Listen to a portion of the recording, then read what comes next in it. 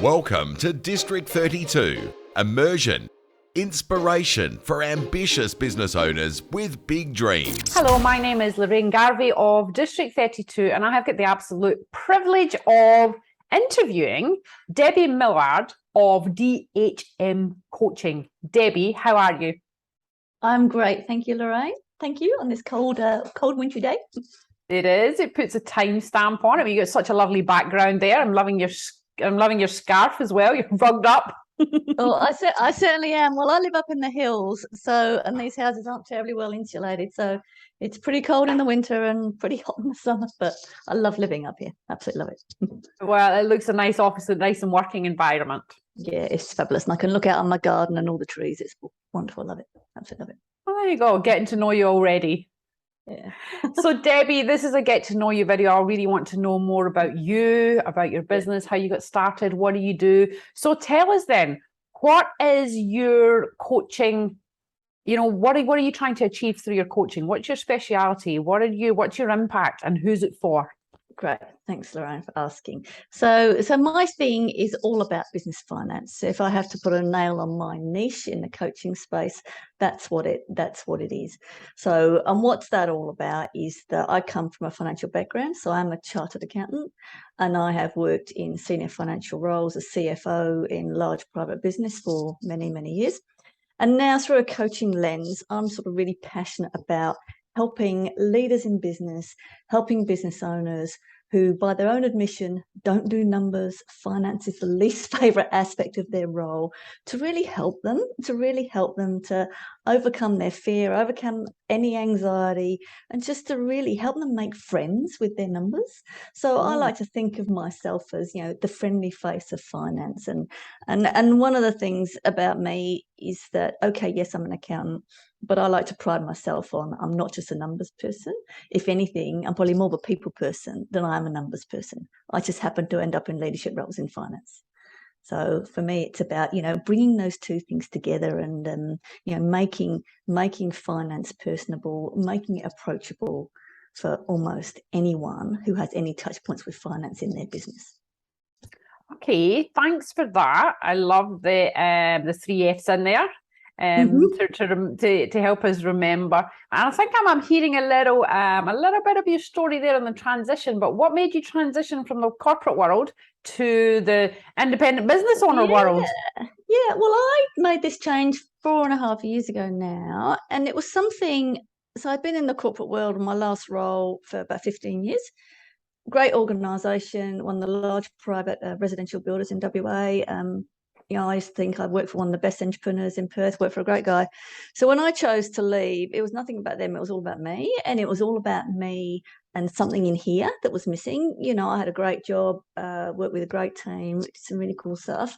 But it was all about here, and it was a pretty stressful existence. But there was always something missing, and that purpose bit was missing. So I had several goes at trying to leave over the 15 years, but always seemed to be managed to persuade myself, or got managed to persuade, or my head told me, oh, Debbie, you'd be stupid to give this up. Anyway, I did give it up, and there's something happened that made me give it up, which is my husband fell off a bike and broke his neck. And spending one night in hospital as a spinal injury patient was enough for me to give myself the kick up the arse to go, Debbie, if you're going to do anything, get on with it. And what are you waiting for? Anyway, my husband was fine, but anyway, so that was the kick up the pants that I needed to go do something different. And when I left, I really had no idea what it was. I just knew I needed to create space, find the time to explore. And if I stayed in my role, I was never going to find that time and have that space or the energy to actually do that. So I've done a variety of things over the last few years, and almost fell into the doing my own thing, I'd say almost by accident, by bouncing around a little bit, initially thinking purpose had to mean not-for-profit. That didn't quite work for me. Was to then realise I had to look closer to home, and my purpose was much more closer to home, and I could have much more impact by bringing me and I guess the benefits of my experience to work with others in a more direct kind of way. So that's kind of my journey. So it's almost incidental, really, or accidental. And I'm guessing you'll never look back? No, absolutely not. But it's not been an easy journey, Lorraine. That's been for sure, and it's probably been harder in ways that I didn't expect. But now it's going, and the phone's ringing and getting inquiries and kind of what have you, and I've got a fairly full order book, and really enjoying, I guess, the fact that I am delivering value. And for me, I get a real kick out of the fact, like, for example, yesterday I ran a financial literacy workshop through the Small Business Development Corporation. And the feedback I get and the difference I can make to someone's world in one day. There was a lady there yesterday, she's running her own hairdresser business. And, what she shared about how I just managed to bring these numbers to life in a way that she'd never comprehended before, that's going to bring real value to her in setting up a small business. And that's the kind of stuff I get a buzz, I get a real buzz out of that. That's fantastic. So that's what keeps me going, I guess. So I love doing that. But I also, and I do what I do in a couple of different ways. So I do financial literacy workshops. So that's a particular product that I work with, called the Financial Accounting, Finance and Accounting Fundamentals, which is a licensed product through the Colour Accounting Learning System. So that's a really, really great tool. A few District 32 members have come along and done that, and really enjoyed it. So that's great. But I also work, I guess, directly with business leaders in their business, and you might call that a more traditional CFO consulting type role. Yep. I like to think of it as more. I still think it's a form of business finance coaching, and it's what that's all about is, I guess, working with businesses that are probably large enough to have their own finance function, be that in-house or outsourced. Probably got 10 or more employees. Their revenue will be in the millions, and so but they're big enough, established enough to know they've got some issues in their finance function. So I love going into those businesses on a fairly short-term basis. I'm not in the market to be anyone's full-time CFO. I did that 15 years. I don't need to do that anymore. But I'm really about helping those business owners get over a hump in their finance function, whatever that might be. Their processes aren't working, they've not got the right people in there, or they just don't know what they don't know, or they're not getting the right information, or whatever it might be, or strategically they need to change things to enable them to achieve their business objectives, and they know their finance function isn't strong enough to support them in what they need to achieve. So I'll go and take a little look, do a bit of a review to see what's going on, what I think I can help them with, and then we develop a plan to say, okay, what can I do for you? What can I help you? What can I help you achieve? So you've answered several of my questions there, Debbie, which is fantastic. I just want to lean back into the, how you opened up that conversation was around, it's not been easy. Yeah. Because I don't think I've ever heard any business owner in the first 1, 2 or 3 years say, "Oh, it was so much easier than I thought it was going to be." Yeah. Like never, not yet. We're around the block meeting many, many people, and I've never heard anybody. So it's always been so much more challenging than we could ever perceive it to be. Absolutely. And I think we go into this, we all go into this thinking we're reasonably smart people, and if we've come from a corporate world, thinking, okay, we know our stuff, kind of thing.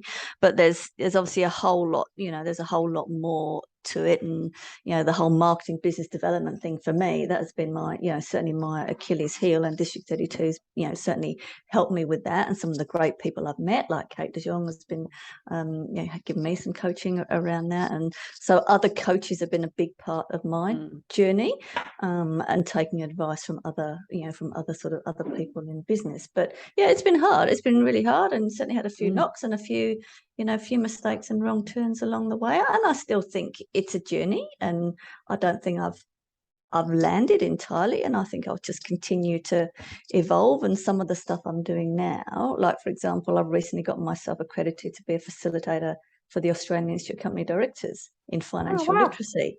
Good so that's for a big, and I'm really chuffed about that, because that's massive.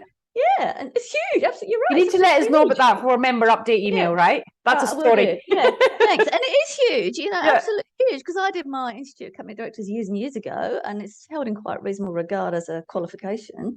So to think, oh, now little old Debbie is now accredited as a facilitator, it's like, oh, wow, did I set out to do that? No, I didn't. But it's just how one thing has evolved to another, and through the contacts you have, and, and I guess the benefits of the networks and the company that we keep, that eventually, and it seems like eventually, some of this stuff and some of these connections are starting to, pay dividends, which is good. It takes time. You got to be in it for the long haul. It's a long game in business. And as soon as we can be at one with it's a long game and it's going to be madness. If we can be at one with that, we're halfway there. So what's next for you though, Debbie? You're doing your workshops, you're doing coaching, you're doing this accreditation, which is a massive step. And I'm sure that's going to open some doors for you. But what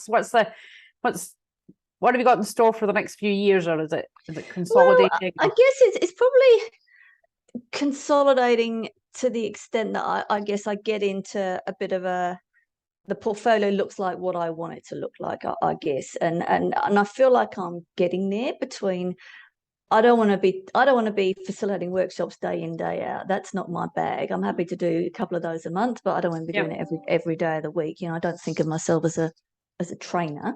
But for me, it's about finding that sweet spot between doing facilitation and sharing my value with others, working directly in SME businesses, with other entrepreneurs, helping them, whether that's in a financial way or whether that's through a broader business coaching approach, doing some directorships. And I didn't share with you, I'm also a director of West Cycle, and I'd like to do some more directorships as well. So that's another sort of string to my bow. You're just bored? If I get bored, and I do some one-to-one coaching, and that one-to-one, because I'm an accredited professional coach. So that one-to-one coaching there again is about developing a niche there. And at the moment, my niche is very much around finance professionals, and particularly women finance professionals. Okay. So that's what I'm about. And it's about, in terms of the next few years, I guess, achieving the balance. So I guess I'm at that stage of life where it's about that balance, that work-life balance. So, I'm not in this to be working all night and all weekend. And I know as business owners, we've got to be prepared to do a bit of that to get things going. But this is also about setting myself up so I can maintain this livelihood for the next 10 or more years, but without killing myself. Yep. Different set of goals than we go in with, right? yeah, that's right. But if I go back to thinking about why did I do this 4.5 years ago? Why did I leave that executive role? I have to be honest with myself. And part of that was about, it was a pretty stressful existence. And, my health suffered as a consequence of that. And now I know I'm much healthier. I'm a much healthier person. And so in terms of my personal well-being, so it's about maintaining that. So it is about that balance for me, about how much I'm prepared to do to achieve what I want to achieve and get the appropriate rewards in terms of that, how I can contribute value to others. Debbie, that is an absolutely wonderful note to finish on. Thank you very much for sharing your time. I think we've got a better idea of who you are, where you've been, where you want to be, how you help people, the problems you solve. And there's loads of layers of insights in there as well around, how we navigate life, stress, balance, and fulfillment. Absolutely. So, Debbie, thank you very much for sharing your time. And I look forward to speaking to you again. Well, thanks, Lorraine, for giving me the opportunity. Thank you. Bye. Thank you. Bye. You've been listening to District 32. Immersion, inspiration for ambitious business owners with big dreams.